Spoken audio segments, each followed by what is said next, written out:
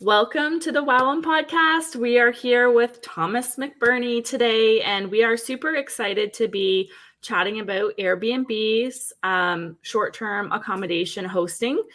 This is something that I have gotten really fascinated over the last little bit about because I feel like there's so many wow factors that can be implemented into this experience of staying at a short-term accommodation. I travel a lot and I enjoy those experiences, although I'll say 85% of the time I'm not really getting wowed by any means, but I do feel as though there's an opportunity there for hosts to be able to take advantage of creating an experience for their guests. So Thomas, when we were talking last week, you kind of intrigued me with, the fact that you're a super host and we're going to get into that. So let's just kind of start off by getting to know, like, how long have you been an Airbnb host, and how long did it take you to get to that super host status?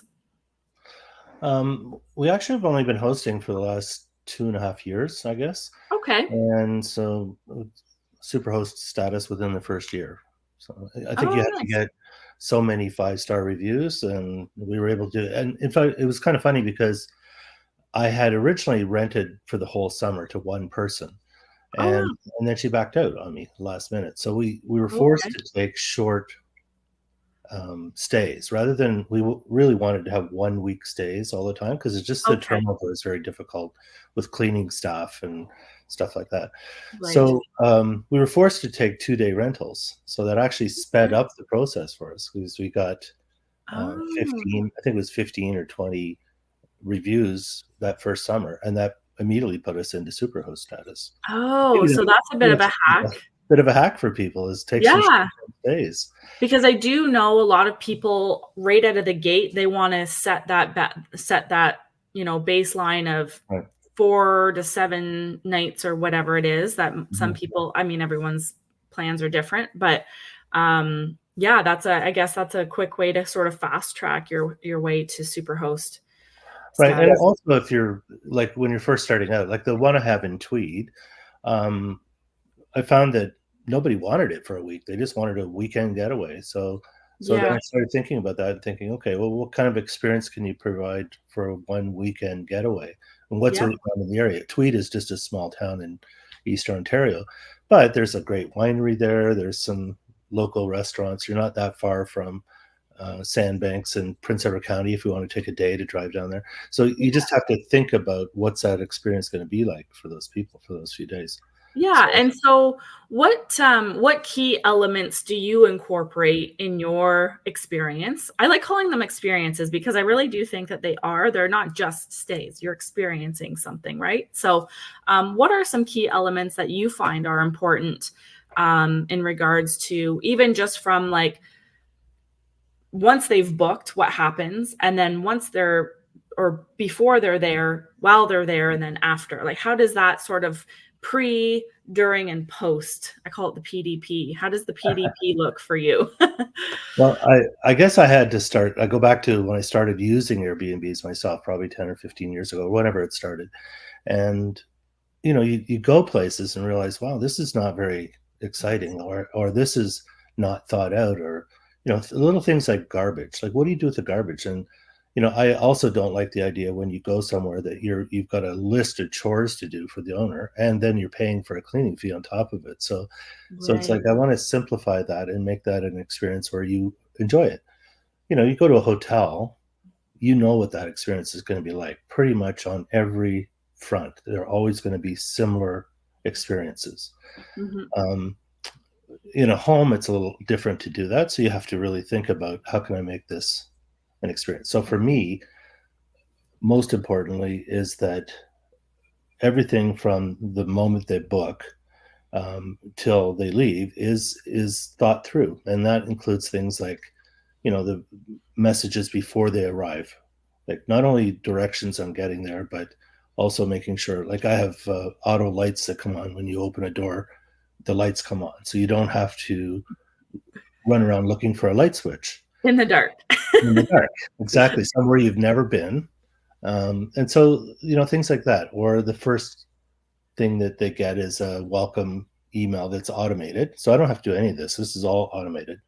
Yeah, you Um, set it and then you forget it kind of thing, yes, right? Like you have the like, system. they think about it before you do it. I think everyone should stay in their own Airbnb for a weekend and Mhm. just think about that experience. There's nothing worse than going to a place where you don't know where the Wi-Fi password is. You're looking on the back of a modem trying to read, what it is. So just post that or send that in a message or do Mhm. both. We actually have a plaque that says, welcome, your Wi-Fi password is this, so that they can see it, but it's also in a message before they get there.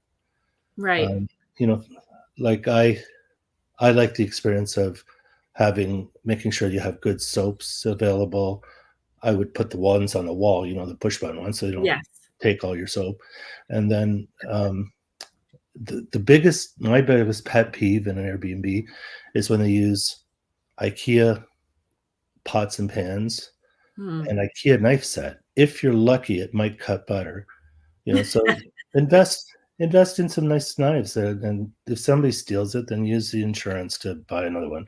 I've never had anything stolen except for a sheet once, a top sheet. I never understood that. So Maybe it ended up in their laundry or something. yeah. Many years ago, I read a book called "The E Myth Revisited," Okay. and the guy who wrote that talked about. Sorry, I just need to cancel the call here.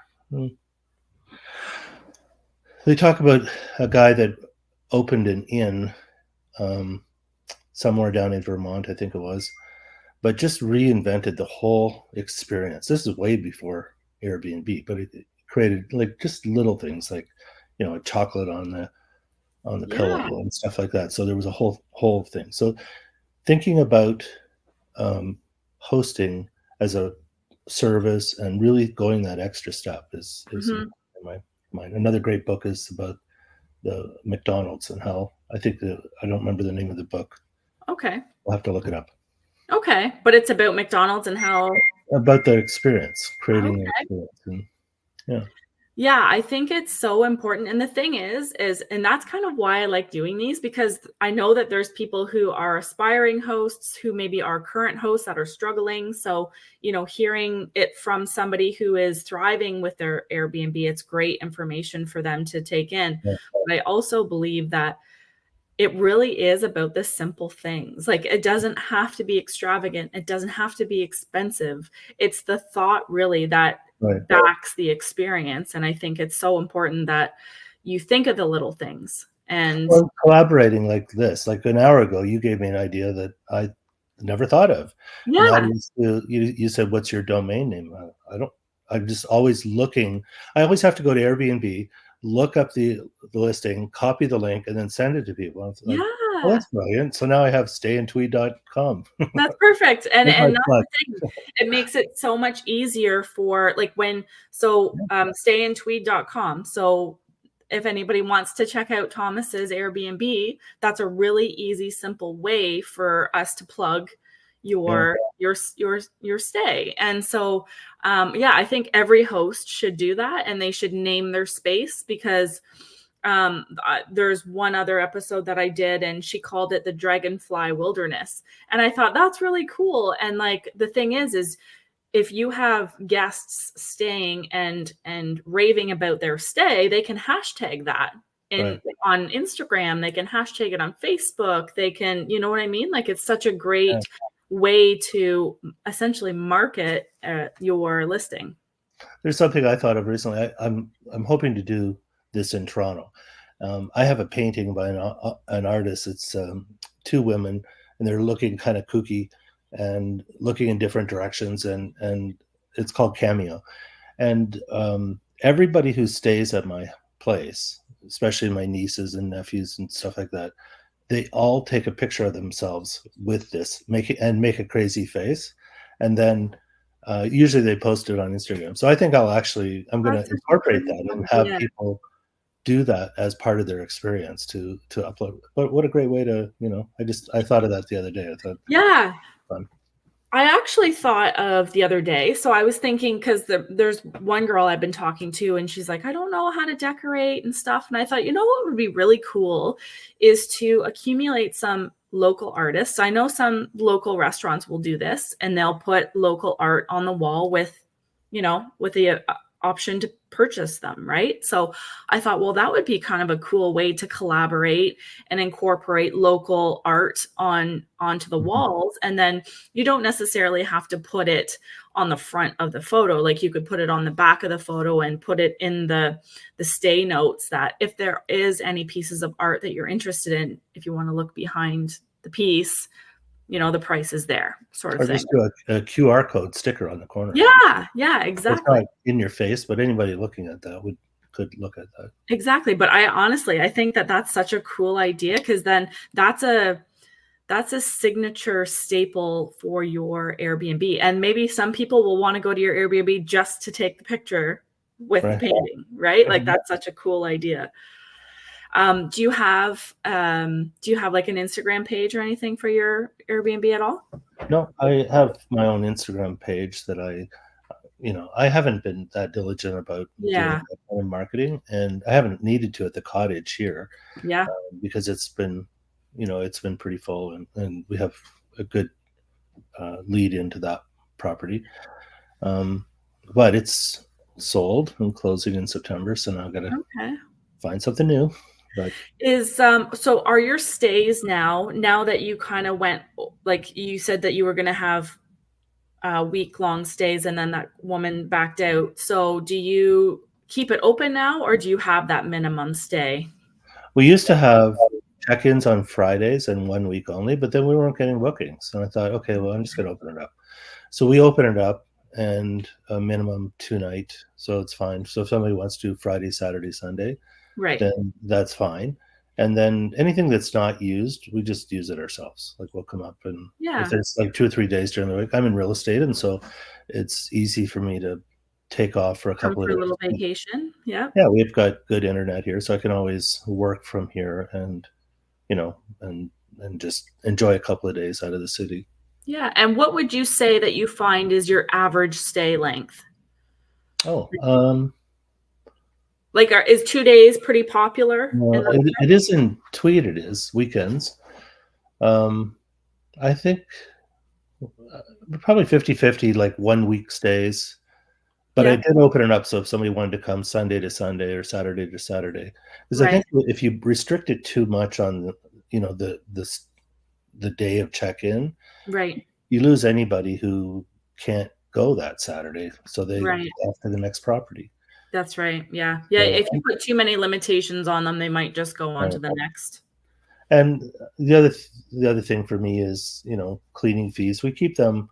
I probably lose a little bit on cleaning fees, but I don't want that to be something that somebody's gonna complain about. I've Right. seen some cleaning fees, 250, $300, and I think, "Wow, that's a lot," especially when you look at what they're already paying nightly for their. Yeah. And I don't know, it's just to me, it's about service and providing value. So Mhm. uh, like the little we talked about little things, soaps, and I make sure the knives are good and the cutlery and all that stuff. Pillows, I hate flat, stupid pillows. Oh, they are awful. Yeah, so we get nice pillows. It's not that expensive to replace pillows, and if you buy a better pillow and The you buy covers. the really nice cover, the Mhm. wrap cover that protects the pillow if anybody Yeah, stains it or whatever, and right. then the pillowcases on top of them. Mhm. I use IKEA sheets. Make sure you buy the 80, sorry, the 80, they have two. There's 50/50 cotton polyester and the 85/15 cotton. Okay. So I buy those. They're quite nice. They're very comfortable.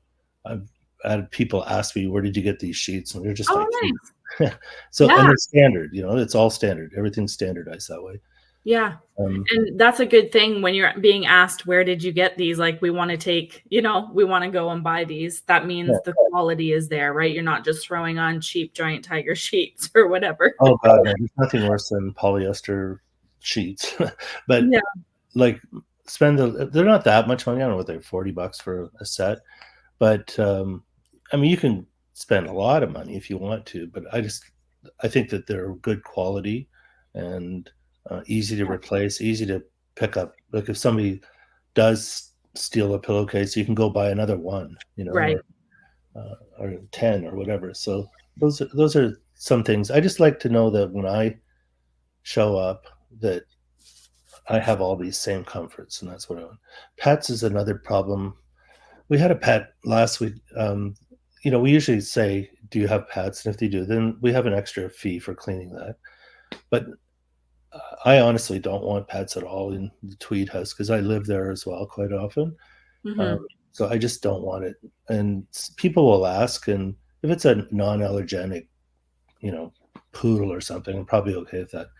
But we just had an experience where somebody's here for 10 days at the cottage in Halliburton, and they brought a big white husky, Oh, and literally this much dog hair left oh behind. man. It was just painful. And then I had friends staying with me this week. I'm up here with friends and who had an allergy and had to take medication, so I had to come in and have it cleaned.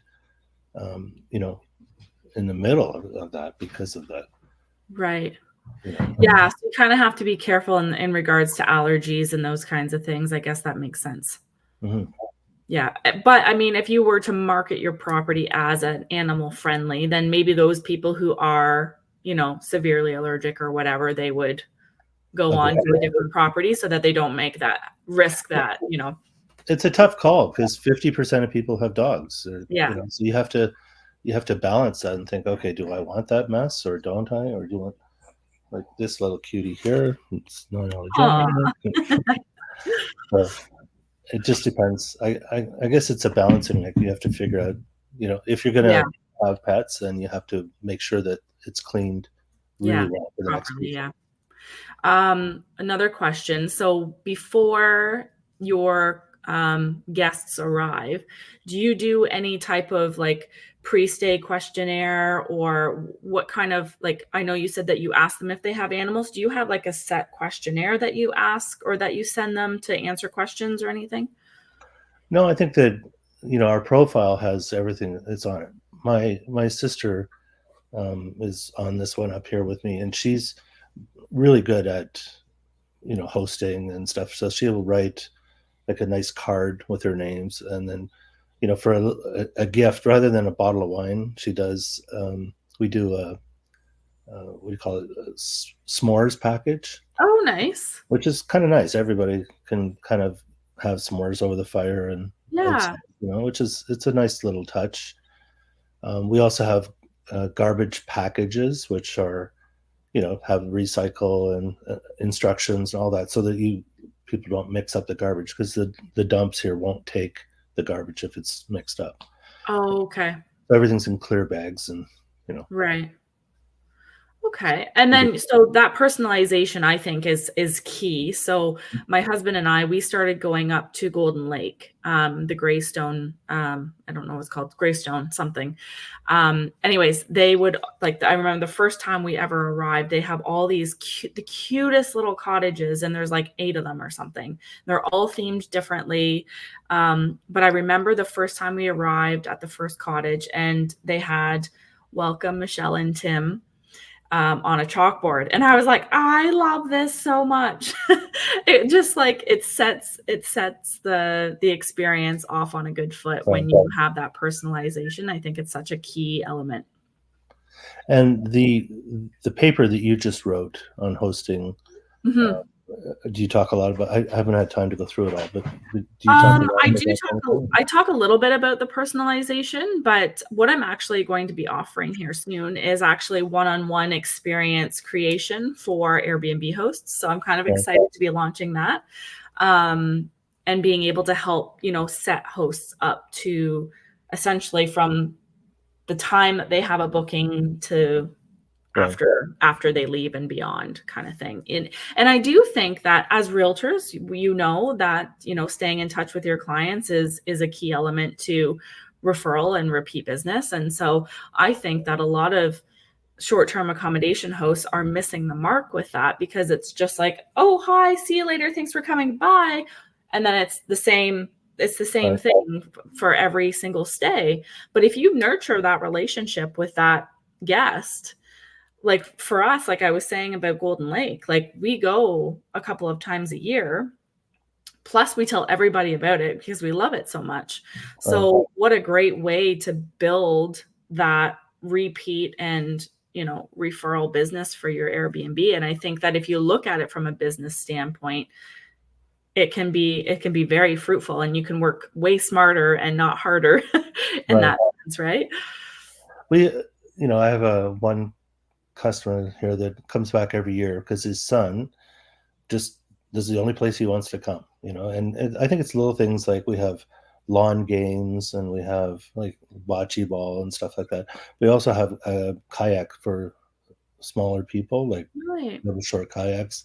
So Okay. that, and we provide, we have life jackets and all that. So they use that at their own risk, but still we provide it Yeah. all. And I think that to get that, if you could get people coming back every year, it's going to be Yeah. a friendly experience.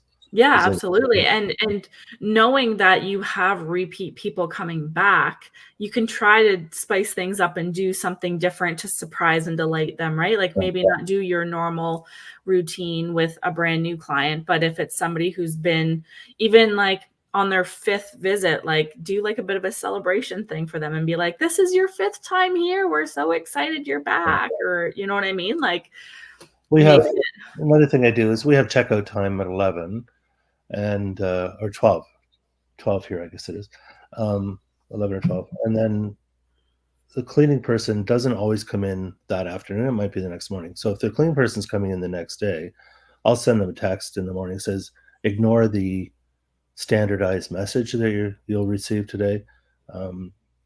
Please enjoy the full day, or something. Okay.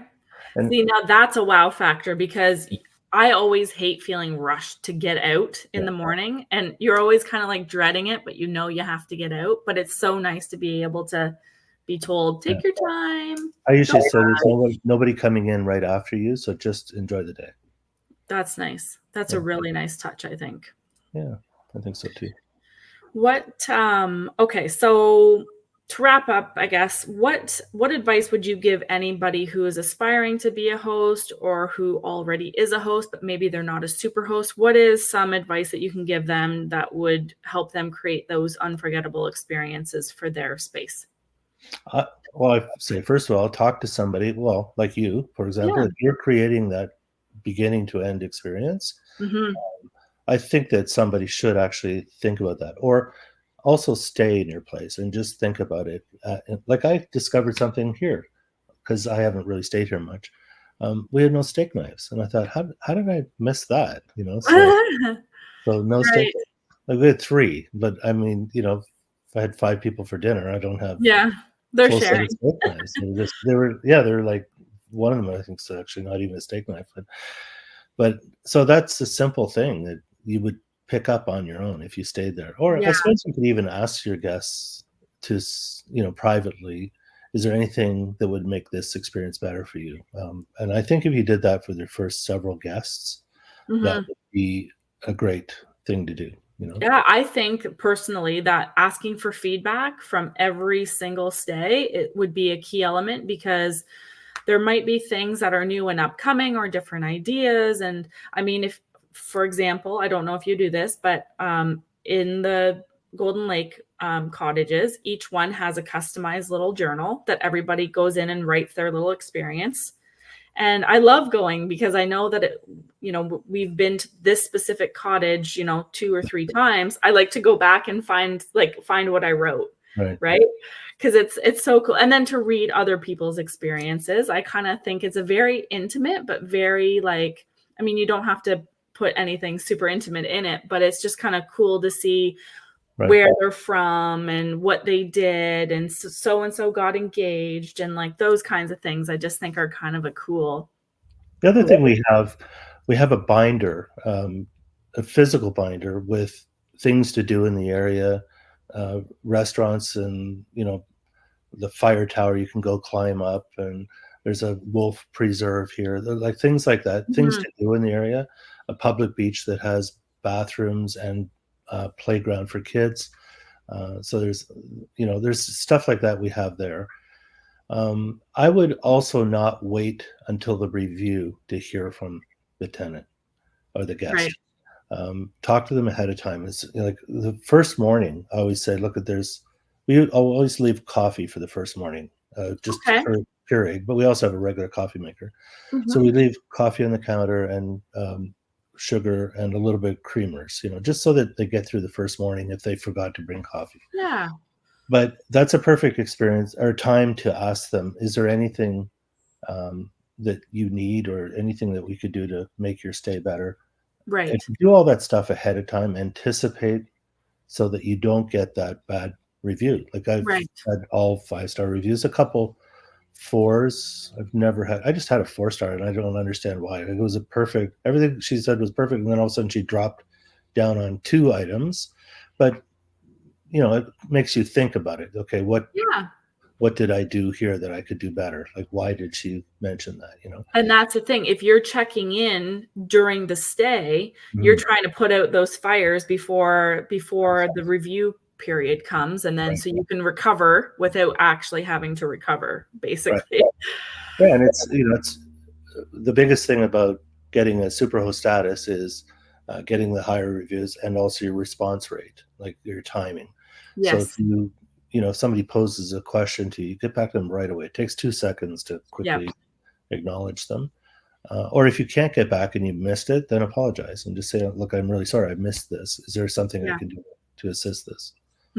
Yeah, no, I think the communication part is key. And then sometimes too, what's important is some people go and they do not want to be communicated with.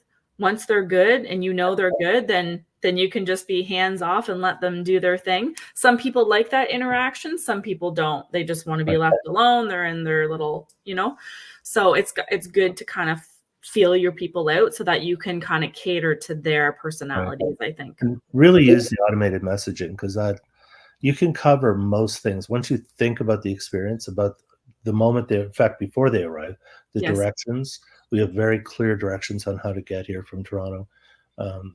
When they arrive, the outdoor light should come on automatically because they're coming in at night sometimes. There should Yeah. be, if you have a keypad entry, that's a lot easier because you can change those codes regularly or a Right. lockbox or something. Mhm.